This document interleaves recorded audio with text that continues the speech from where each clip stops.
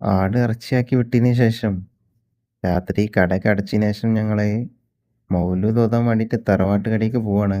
രാത്രി ആയതുകൊണ്ട് തന്നെ കിട്ടിയ വണ്ടിയിൽ ആൾക്കാരൊക്കെ കുത്തി കയറ്റിയിട്ട് ഞങ്ങളേതായാലും പോയിക്കൊണ്ടിരിക്കുകയാണ്.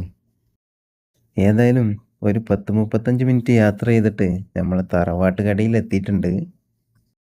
അങ്ങനെ കടയ്ക്ക് കയറി ഞങ്ങളെ സ്വീകരിക്കാനായിട്ട് നമ്മളെ നെയ്മ് പായസ ഗ്ലാസ് ആയിട്ട് കാത്തിക്കുന്നുണ്ട്.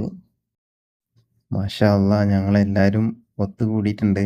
അങ്ങനെ എല്ലാവരോടും കുറച്ച് നേരം വിശേഷങ്ങൾ ചോദിച്ചറിഞ്ഞതിന് ശേഷം ഒരു ഗ്ലാസ് പായസമൊക്കെ കുടിച്ചിട്ട് ഇനി മൗലൂദ് ഓതാൻ വേണ്ടി പോവാണ്. ഏതായാലും പ്രവാസ ജീവിതത്തിൽ ഇങ്ങനെ ഓരോ ഒത്തുകൂടലാണ് ഭയങ്കര സന്തോഷമുള്ള കാര്യങ്ങളൊക്കെ. ഞങ്ങൾ 3 കടയിലത്തെ ആൾക്കാരും പിന്നെ ഇവിടെയുള്ള കുറച്ച് അയൽവാസി ആൾക്കാരൊക്കെ ഉണ്ട്. ഏതായാലും മാഷാ അള്ളാ നല്ല റാഹത്തായിട്ട് മൗലൂദൊക്കെ ഓതി കഴിഞ്ഞിട്ടുണ്ട്.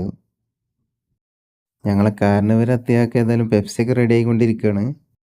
മാഷാ അള്ളാ നല്ല ആട് ബിരിയാണി ഏതായാലും നമ്മളെ നാണിക്കാക്കും കുഞ്ഞാനും കൂടി ദമ്മൊക്കെ പൊട്ടിച്ചിട്ട് വിളമ്പിക്കൊണ്ടിരിക്കുകയാണ്. അതിൻ്റെ കൂടെ തന്നെ സപ്ലൈ ചെയ്യാനെന്ന് പറഞ്ഞാണ്ട് ഇറങ്ങി വന്നിട്ടുള്ള നമ്മളെ സെയിനു ദമ്മ് പൊട്ടിച്ചപ്പോൾ തുടങ്ങിയ കഴിച്ചു നോക്കലാണ്. ഏതായാലും കുറച്ച് ആൾക്കാർ ഭക്ഷണം കഴിക്കലൊക്കെ തുടങ്ങിയിട്ടുണ്ട്. കാര്യമായിട്ട് നമ്മളെ സദീഖും മാൻറ്റിയും തന്നെയാണ് ഈ സപ്ലൈ ചെയ്തുകൊണ്ടിരിക്കുന്നത്. രണ്ടാമത്തെ ട്രിപ്പിലാണ് ഞാനൊക്കെ ഇരുന്നത്. മാഷാ അള്ളാ ആട് ബിരിയാണിയൊക്കെ നല്ല സൂപ്പറായിട്ടുണ്ട്.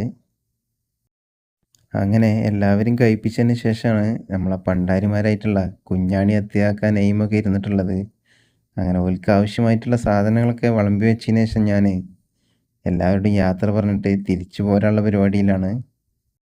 ഏതായാലും പരിപാടിയൊക്കെ കഴിഞ്ഞിട്ട് റൂമിലെത്തിയപ്പോഴേക്ക് ഏകദേശം 4:30 മണിയായിട്ടുണ്ട്. അപ്പോൾ വേറൊരു വിശേഷമായിട്ട് പിന്നെ കാണാം. Okay, bye bye.